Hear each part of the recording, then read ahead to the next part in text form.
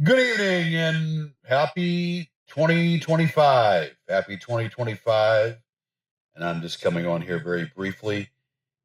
The year 2025 is not going to be the end of the show, but Joe, which is me, is going to go in a different route. Um, we're going to talk about getting into some podcasts, maybe getting into some other ways. I'm working upon that. But the Joe Show will continue to be the original Joe Show, that is, which is what I do, will continue. But we're going in a different route. And we're going to have more guests. And it's going to be more of a talk format. Some political, because there's a lot to talk about in the political realm, sports related, and a lot of stuff like that. Memes, a lot of memes, and a lot of good entertainment throughout. So that's going to be the crust of what I do. So I'm going to continue what I do, but with less people involved. And I'm going to do it my way, as Frank Sinatra once said.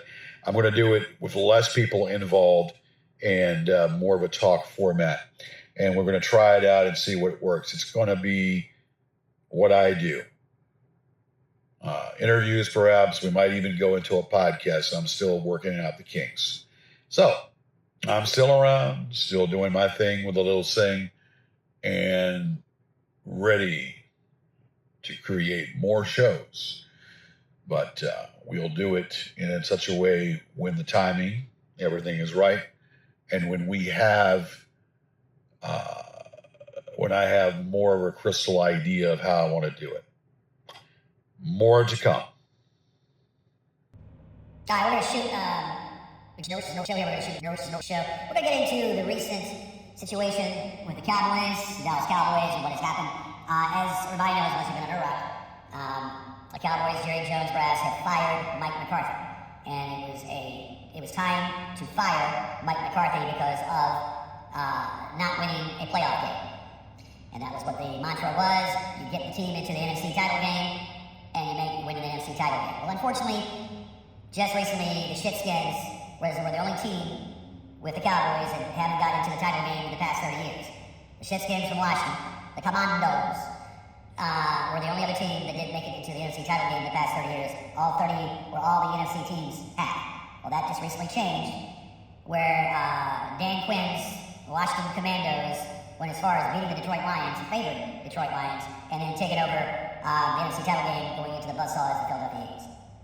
Now, I hate the Philadelphia Eagles with a passion, but I also hate the Washington Shitskins. And I call them the Washington Shitskins because that's what they are. I think that being an avid Cowboy fan, we have been 30 years is about the same time I've been doing my show for about 30 years. The only difference is the first year we were doing it, we had the Cowboys playing the Steelers in Super Bowl 30. And Barry Switzer said, we're going to do it big, big. And they did do it in the tune of 27-17. They beat those shitty Steelers in Super Bowl 30. The best Super Bowl in my eyes. I love Jimmy Johnson, but it was with Barry Switzer. We're going to do it, baby! Oklahoma Brass and the class from Oklahoma. And we beat those hated Steelers, those shitty 5, those disgusting Steelers. We beat them 27-17. And then, after all the time, 30 years later, we have not even sniffed it. Now, in 2006, I met Jerry Jones. I was in Dallas. I was in the old Texas Stadium in downtown Dallas, which is now a parking lot, if you go down there. And the preface of what I met Jerry Jones. I was excited as hell. I said, Jerry. And I didn't have my camera, didn't have any of that, and I couldn't even get an autograph. But I met the man, shook his hand and whatnot. That was back in 2006 in the old Texas Stadium. Now, we look at it for what it is. So many coaches have come and gone. Bill Parcells, Dave Campo, Bill Parcells, pretty much. And Bud Phillips, or Bud Phillips' son. And all these people. And, Mr. Clapper himself, clapping his hands and whatnot, Jason Garrett. And just going through a carousel of a bunch of closes. A bunch of coaches that pretty much were mediocre. When we fired McCarthy, it was more of a simple deal where McCarthy was the one that said, look, I want a long-term deal. Well, this year was a bust. Granted, there were a lot of injuries throughout, a lot of key injuries. Dak Prescott himself got injured also. And along with other players, Michael Parsons was missed half the season. Dan Bland, corner Dan Bland missed the season. Of course, Trayvon Diggs got injured at the very end again. And of course, Trayvon Diggs had missed most of last year. And we had, just the flu bug and people just, getting injured, getting injured left and right. But injuries are not an excuse. Injuries are not an excuse why a team cannot win, why a team can't win on paper.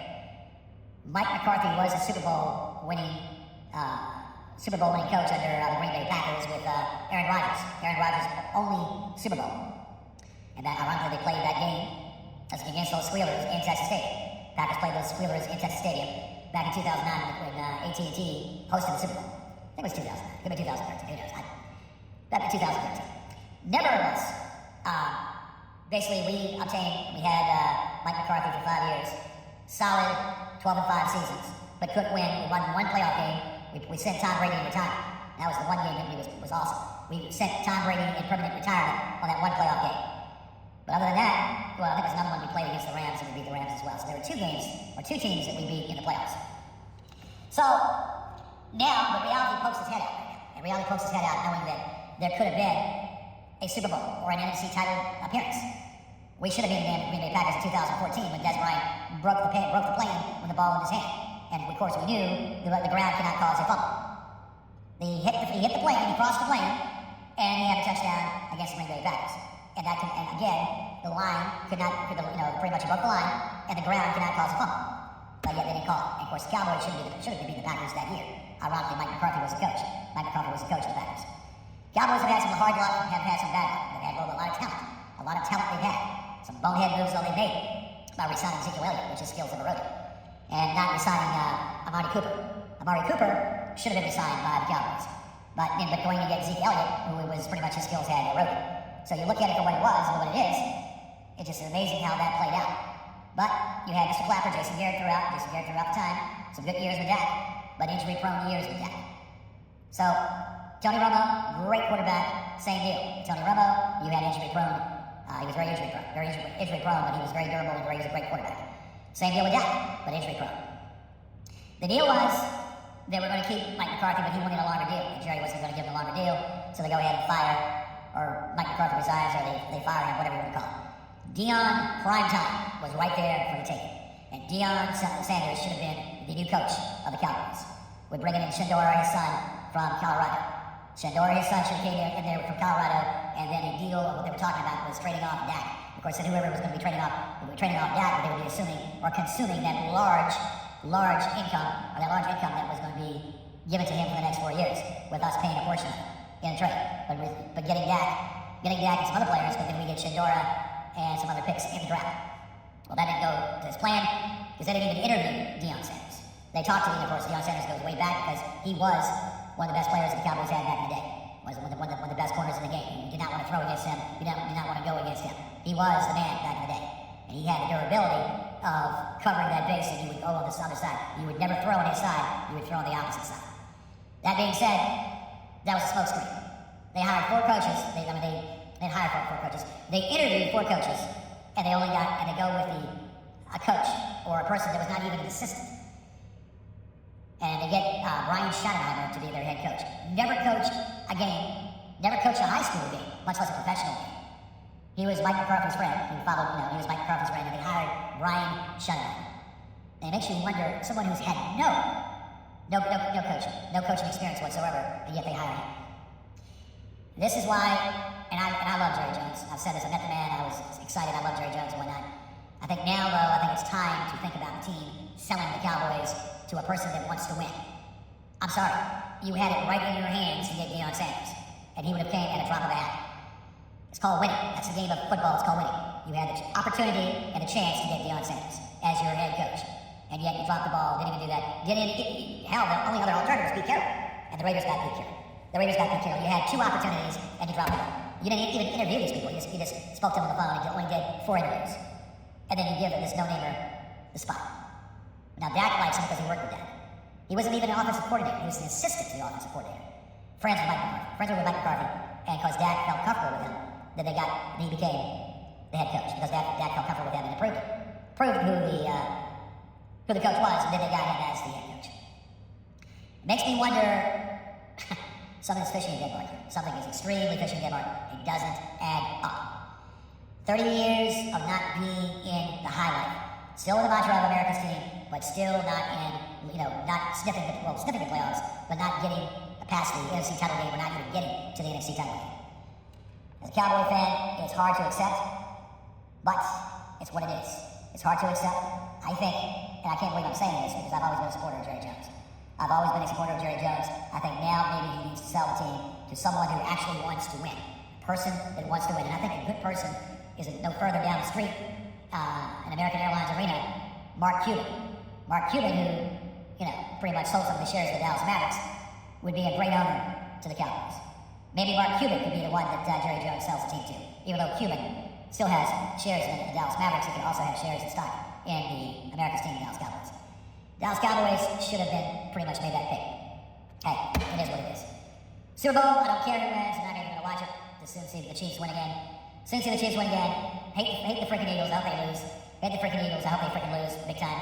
But it was nice to see the Shitskins lose too. It was nice to see the bounces being checked. It was good to see the Shitskins lose also. I think parity is a good thing. Once the salary cap is stuck his bad head in there, it's caused teams to have to get rid of their good players or have to raise up their salary and the salary cap to get who they want. I think that what needs to happen is this needs to be re-looked at again by the NFL. Roger Goodell needs to re-look at this. The salary cap is to give an even balance to all the teams in all the markets. But the salary cap impedes the path of people that want to spend the money and can't spend the money, and being able to want to get certain players and can't get certain players due to the fact because they can't afford them. I don't know. It's what it is. The NFL, and don't get it twisted, because the NFL is rigged. We know that. They already know who's going to win the Super Bowl before it happens.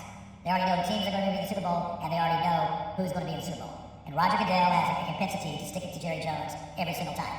Jerry's kind of lost a step. Jerry's lost a step in some of the decision making, but Roger Goodell always likes to stick it to Jerry and making it harder for the Cowboys. Most penalized team in football, most just bizarre things go about. And just, costing the Cowboys chances to proceed, or cost the Cowboys the chances of going further in the playoffs over pathetic penalties. And these referees are told what to do, and NFL pretty much calls shots over who's going to win and how they're going to win and what's going to happen.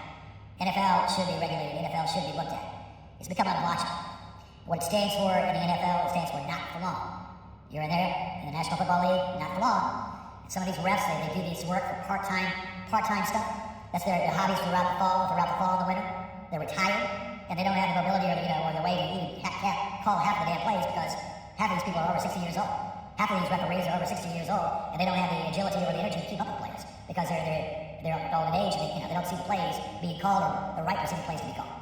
Prime example: when a defender is blocking the person from catching the ball, and his helmet is facing that person, not looking back at the ball, that is pass interference on the defense. And a lot of times they don't call that.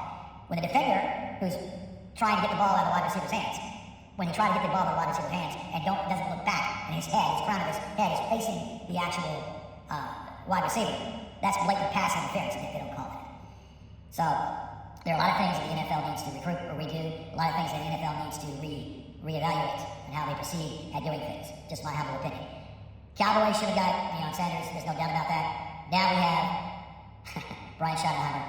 Who? Brian Schottenheimer. I mean, come on.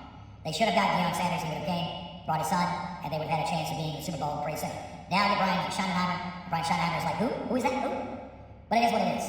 Who is that? Who is that coach? Who's that coach? Who's that coach? It wasn't even an assistant. Was an associate to the assistant offensive coordinator. It wasn't even an offensive coordinator. And that's what we did. Should have got Kellen Moore back in there. Should have got Kellen Moore back in there if they were going to go that route. Anyway, this is what it is. I think, long draft for the Cowboys, but maybe the Cowboys will step it. Maybe they need to get a running back. They got to get a durable running back.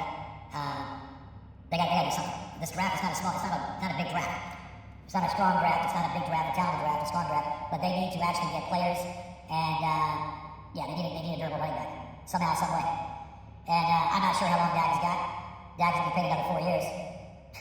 The highest paid quarterback that is Dak, and he needs to step it up. He needs to step it up big time, but yet hasn't done so as yet. It's going to be upcoming years. Going to be tight. Going to be tough. Maybe the Cowboys will emerge again.